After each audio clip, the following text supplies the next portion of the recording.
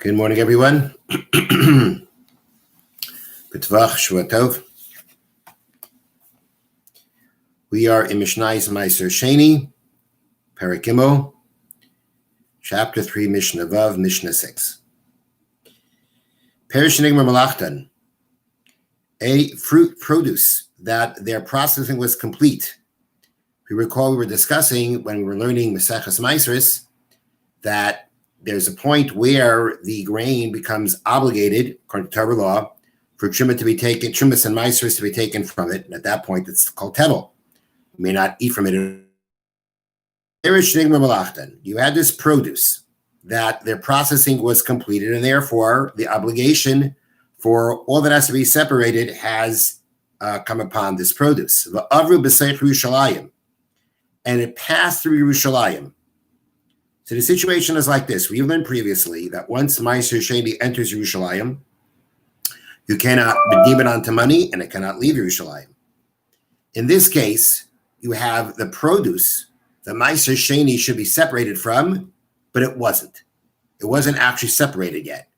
So you have this produce, it's entered Yerushalayim, it's at the point that Meiser Sheni should be separated, but it wasn't actually separated. Yachse Meiser Sheni shalohen v'yachar Yerushalayim. If afterwards it went out from Yerushalayim, Yachse Meiser Sheni shalohen, their Meiser Sheni, meaning the Meiser Sheni from this produce, has to be returned, v'yachar Yerushalayim, and eaten in Yerushalayim. Which means, number one, really, it shouldn't have left Yerushalayim, but if it did, you're not going to be able to redeem it, because any produce that has once entered Yerushalayim and even gone out, you may not redeem it. You may not transfer its sanctity onto money anymore. That's what it means. It goes back. But if it did go out, it has to go back and eaten as is. Just eat the produce. You cannot change it onto money. Now that is talking about if the produce had its processing completed. And processing completed, we learned previously, depending on what kind of produce we're talking about, there is many different different ways that the processing completion can take place. But now we say, so the first part of the Mishnah was the processing was completed. Then how about the produce that went into Yerushalayim that the Meiser Sheni wasn't separated from? Its processing wasn't complete, which means it never became fully obligated to separate from. So says the Mishnah the following: in a case of Salei Anavim Lagas, baskets of fruit of grapes that are being taken to the wine press, the Salei Te'enom Muktzeh, or baskets of figs that are being taken to the drying area. Those are examples of produce that the processing isn't completed. The wine is going to be pressed for its juice. The figs are meant to be dried out. Their processing isn't done. The Pratinura speaks out. If, let's say, they were in the basket and they're meant to be eaten, then their processing is done. But here the case is where it's not about eating them. It's about either pressing them or drying them out. And the Salitenim L'Muktzeh, the Salitenim going to the Muktzeh means the area that they're separated at, that they're put aside for it to dry. Beis Shammai say, the Academy of Shammai say, Yachse Meiser Sheni shalahem v'yachar Yerushalayim. The Meiser Sheni has to return and be eaten in Yerushalayim. The same thing as the first case. That we say that, actually, I forgot to explain the first case. The Meiser Sheni that's in this produce has to be brought back into Yerushalayim in case it went out and eaten in Yerushalayim. You can't redeem it. Well, Beis Hillel say, Yipada, it could be redeemed, and then the fruits can be eaten anywhere you want. So I apologize. I didn't explain the first part. What's the explanation in the first part of the Mishnah? When the processing is done, and there seems to be there is no argument at this point about that we say that produce that Meiser Sheni wasn't separated from went into Yerushalayim. It's like the Meiser Sheni itself went to Yerushalayim. Why? It hasn't been separated yet. But there's a rule.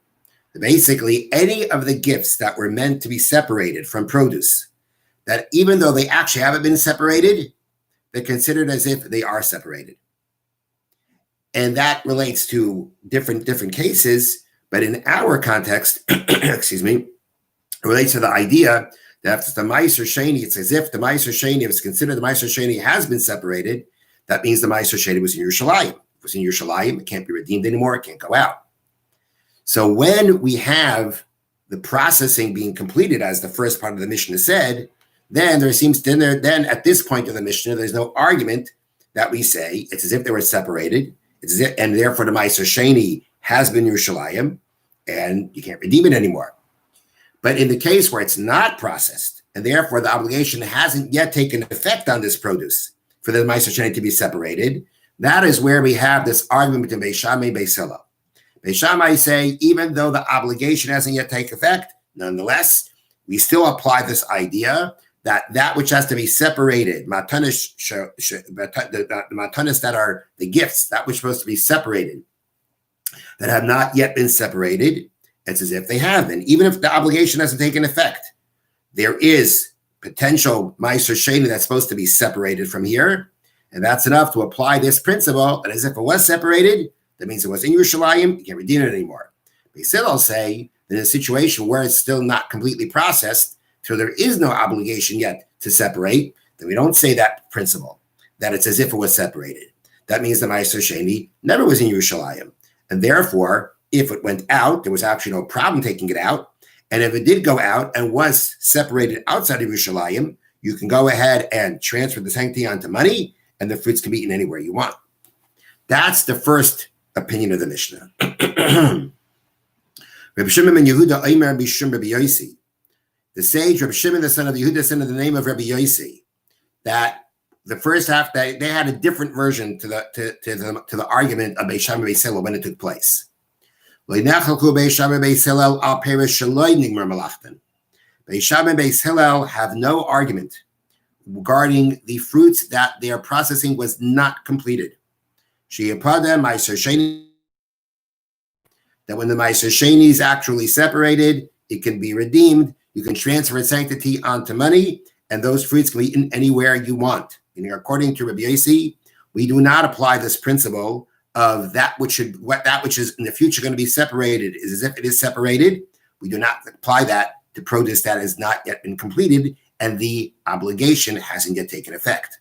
But on in which case do they argue? On the produce that the processing was completed and the obligation does take effect. Beis Shammai say, Beis Shammai say, well, if the processing has been completed and the obligation has taken effect, then we say it is as if the Meiser Sheni had been separated, was in Yerushalayim, and therefore the Meiser Sheni that's supposed to be coming out of this, Meiser Sheni that did come out of this, has to go back to Yerushalayim and be eaten there as is without being redeemed. Beis Hillel say that even though the obligation has taken effect on this produce, you still can redeem the fruit. You can transfer the sanctity onto money and eat the fruit whatever you want.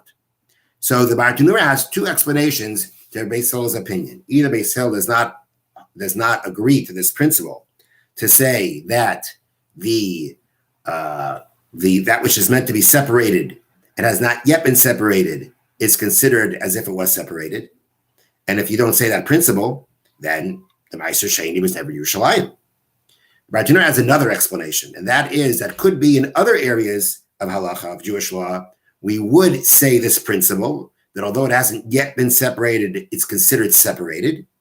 But here, for this rule that we say that once it goes into Yerushalayim, once the Meiser Sheni enters Yerushalayim, even if it leaves Yerushalayim, you can't redeem it anymore. That's a rabbinic law. That's not the Torah obligation. The Torah says you cannot redeem Meiser Sheni money in Yerushalayim. But if you take it out of Yerushalayim, you could redeem it. You could transfer the money, the sanctity from the produce onto the money. It's a rabbinic decree that you shouldn't do that once it enters at all. And once it enters, even if it goes out afterwards, and it's not even allowed to go out afterwards. That's a rabbinic decree. Beis Hillel says regarding that decree, we're not going to apply this rule. Basically means the sages did not, when they made this decree to say that you can't, even if once it goes out, it can't be redeemed anymore, they did not make that decree as far as applying it to the rule that even if it hasn't actually been separated, it's as if it's separated. We don't apply that. We'll apply that principle in other places, but we don't apply it here.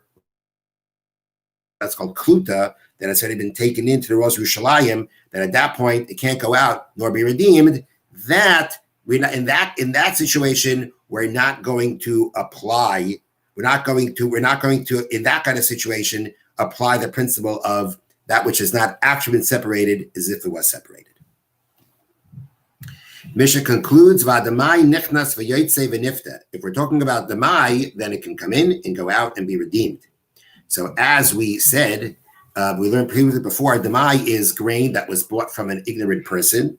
There was a minority of ignorant people that did not separate maasros. Because of that, the Rabbanan instituted a stringency that anytime you buy produce from an amaris, from an ignorant person, you have to separate everything. You have to separate the maasros and treat it as if. So it means if you separate the maaser sheni, demai, meaning out of doubt, we're separating it.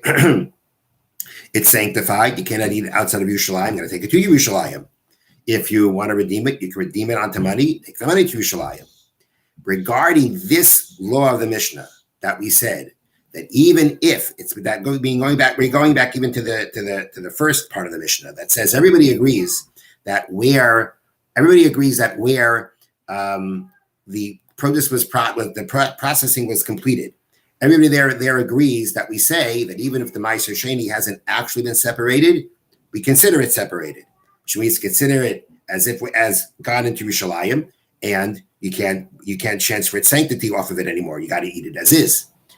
We don't apply that to demai. That's another leniency. Since demai is, as we explained, a rabbinic stringency, it has leniencies that regular maaser doesn't have, and therefore one of those leniencies is that this rule that when it hasn't actually been separated, it's considered separated. Now you can't transfer the sanctity off it anymore. That does not apply to produce of demai. Okay.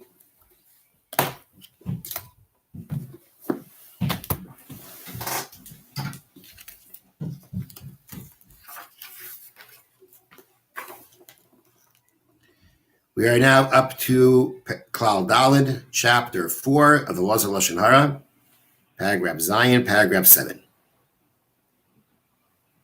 No, actually, paragraph 6. All right, so we have been dealing with a person who you saw him commit a sin that everybody knows is wrong. He definitely did it intentionally, but he only did it once and he did it privately. So we had the last case where we're talking about a person who does not accept rebuke from anyone. And he's the kind of person that could repeat his sin. He said, if you have 2 witnesses, you can go to rabbinic court.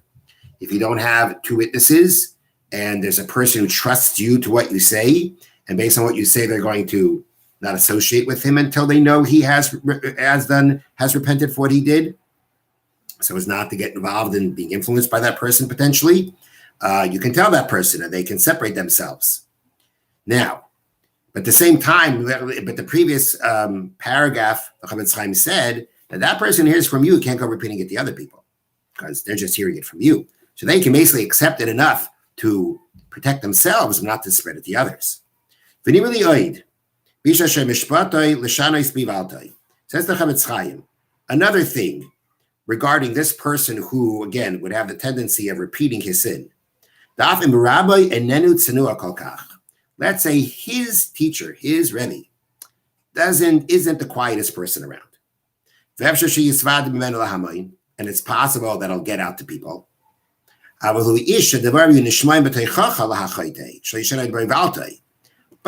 he could be the person to influence this person to repent and not repeat his sin.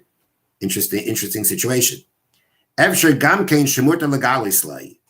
Chavetz Chaim, perhaps you would be permitted to let this Rebbe know, although he may spread it further than he should. Because the intention of you telling it to the Rebbe is not about putting him down or getting him into more trouble or defaming him. It's about helping him. It's about getting him the person who could speak to him about not repeating his sin. Now, there's the potential that, things could get worse if this Rebbe it starts to tell other people about it. But if the intention of the person telling it to this person's Rebbe is because he wants to get that Rebbe to speak to him, to get him not to repeat. So my telling the Rebbe about it was not to spread it. It was to get him, it was for the purpose, for a constructive purpose to help the sinner. So therefore, he says, perhaps I can do it, even though there's the potential that it could spread because this person you're speaking to is not necessarily the quietest person around. Now let's go back to discussing before. Even if two people saw this person commit the sin, and again, we're talking about a person that it's likely that he could repeat. Nonetheless, it's not something you can spread to anyone. You can only spread it to the local rabbinical court in a case where they have the power to do something to prevent this person from sinning again. At the end of the day, we only saw him do it once.